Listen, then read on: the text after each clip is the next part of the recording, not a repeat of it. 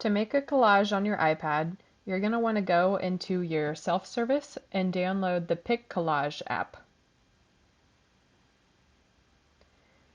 When you first open it, you'll want to not allow notifications, and then if it shows you any advertisements, just close those.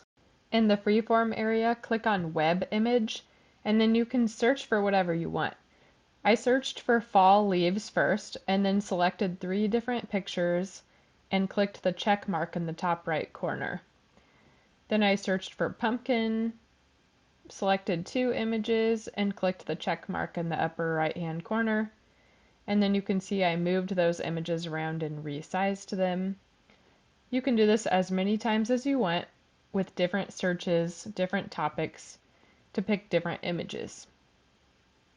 One cool thing about this app is if you pick an image with a white background, once you place it on your screen and move it around, it'll actually remove the background for you.